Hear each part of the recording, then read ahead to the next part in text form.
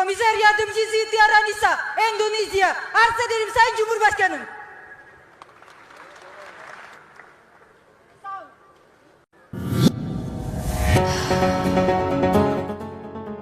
Sosok polisi wanita asal Jawa Timur, Bribtu Tiara Nisa Zulbida viral di media sosial.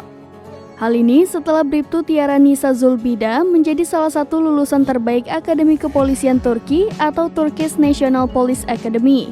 Bahkan, ia berkesempatan untuk bersalaman dengan Presiden Turki Recep Tayyip Erdogan. Peristiwa itu terjadi saat wisuda pelatihan Capacity Building, the First Level Police Chief Training and the Non-Thesis Master Degree. Acara itu berlangsung di Akademi Kepolisian Turkish National Police Ankara, Turki pada Rabu 26 Juni 2023.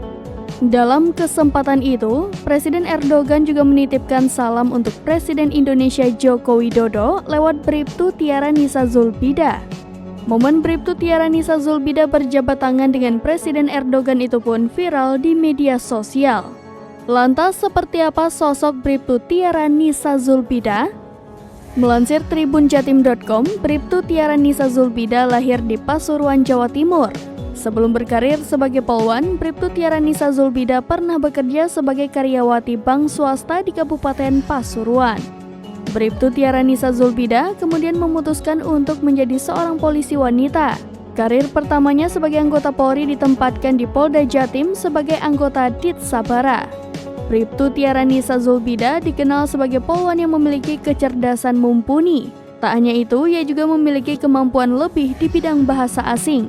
Ternyata ajang pelatihan Akademi Kepolisian Turki Ankara bukan misi internasional pertama yang diemban Bribtu Tiara Nisa Zulbida sebagai anggota Polri. Sebelumnya ia juga pernah mengemban misi perdamaian UN Mission di Sudan. Tugas itu diemban Bribtu Tiara Nisa Zulbida saat menjadi anggota Ditlantas Polda Jatim. Kini, daerah asal Pasuruan itu bertugas sebagai anggota Subdit 5 Cybercrime Ditreskrimsus Polda Jatim.